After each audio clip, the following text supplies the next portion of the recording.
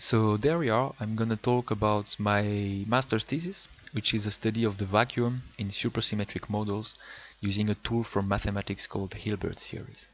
So to begin with, I will introduce you to some contexts with some fundamentals. Then I'm gonna talk about Hilbert Series, so the tool I use, why do I use it, why is it useful.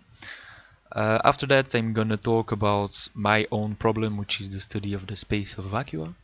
And at the end, I'm gonna tell more about my role in this whole story. So first, a bit of context and some fundamentals. So my work is in the domain of quantum field theory. So there you have field theory, which is simply the fact of considering your physical objects as being fields. For example, the electromagnetic field. And then you will want to make this a quantum theory. So that by the process of quantization, you will have a correspondence between fields and particles, so that all of this gets physical. You have particles, so you have interactions, matter, and so on. For example, with the electromagnetic field, you will see the appearance of the photon. Alright? So quite importantly, everything I will do would be at the level of field theory, and it's only at the end that I will have to consider the quantization, and it's gonna be important later. So when I have a model, I can always associate an energy, which will be a function of the fields of my model, with a kinetic and potential contribution. Well, with an energy I can associate a vacuum, which is simply defined as the least energy configuration of the fields. So quite directly we can judge that the kinetic term has to vanish at the minimum of the energy, because we will be looking for static configurations. Effectively, we are going to be considering least potential configurations as the vacuum. So in this simple example, with such a potential as a function of two fields, the vacuum is quite directly found as the minimum of the potential, but in some more complicated cases, like this one, there is a continuum of possible vacua. So in this case, by extension, we define the space of vacua as the least potential configurations of my model. In this case, the circle. So now a little word about what is supersymmetry. Well, in physics, quite generally, when you have a symmetry, it will add a lot of constraints on your model so that it will simplify a lot your computations. Alright? In my case, I will use supersymmetry, which appears in the context of the unification of the laws of physics. It's quite a complicated thing, but for the purpose of now, we can just think about it as a lot of symmetry. So that just following the scheme I give you up there, it will mean a lot of simplifications.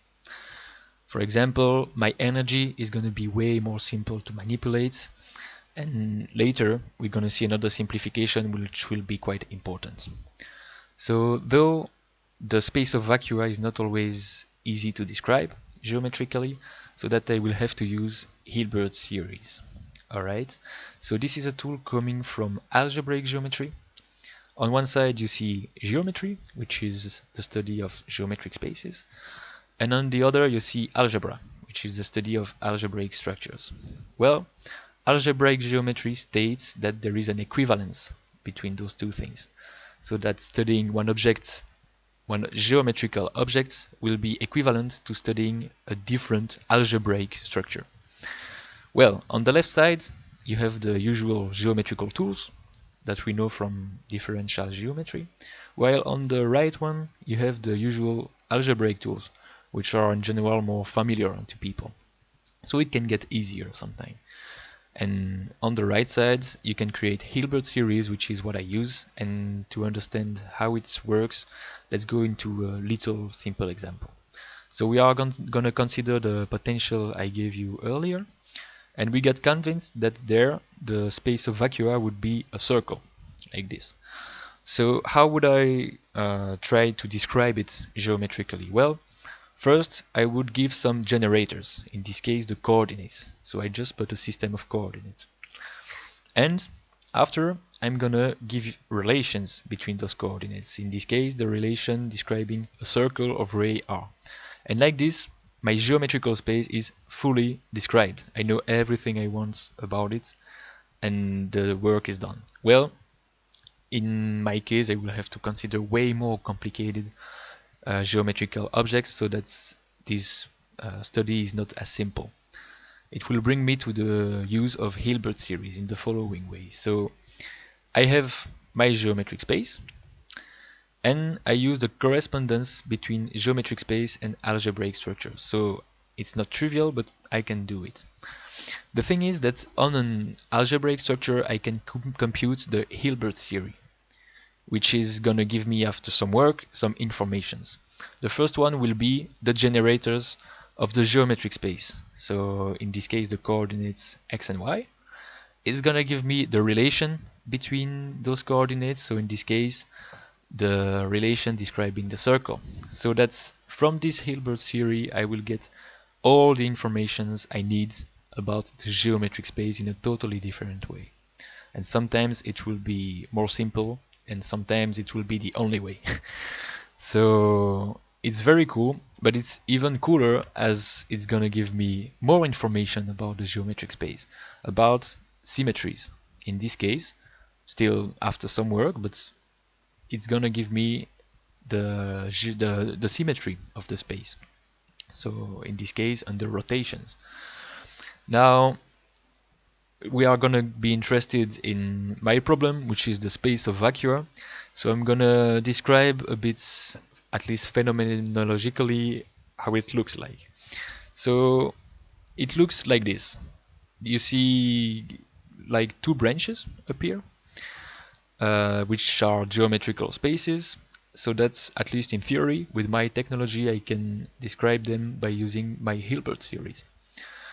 So I can do it, but as I told you at the beginning, all of these are classical computation, so that I still have to consider the quantization of the theory to make it physical. And it can actually deform the geometry of the vacua, the space of vacua. So what's gonna happen? Well, on the left side, supersymmetry is gonna protect the geometry of the branch. And this is one of the big advantages I have by considering supersymmetric models. On the right side, unfortunately, supersymmetry is not going to protect anyone, so that the geometry of the branch is going to be quantum deformed. And this is really going to be hard to describe it with my Hilbert series. It's possible, but it's really a lot more complications. Now, in this whole story, there is still hope because of mirror symmetry. Well, mirror symmetry is something that comes from string theory. It's quite complicated, but it's a symmetry between models. And the consequence I consider is the following. If I have two models, each one with their own space of vacua, so their branches, I can consider that they are mirrors. If there are mirrors, then the branches are going to be the same but inverted. So this is a very powerful statement, as computing a simple thing on the left side is going to give me the result of a very complicated computation on the right side, and vice versa. Typically, this is something I can verify with my Hilbert series, because if they are the same spaces, they have to be the same Hilbert series. And this is typically what I do in my work. Alright?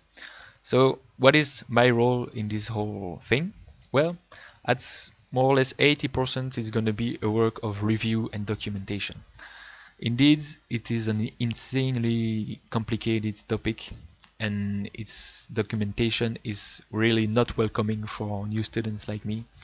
So it's really a huge work to deliver a good review of that. Then I'm gonna consider some mirror models, some new mirror models, and I'm gonna try to prove that there are actually mirrors with my Hilbert series. And after that, as this whole process is full of mathematical conjectures, I will try to work on it and see if I can help to prove some results in this context. So thank you a lot for your listening. I hope you learned something.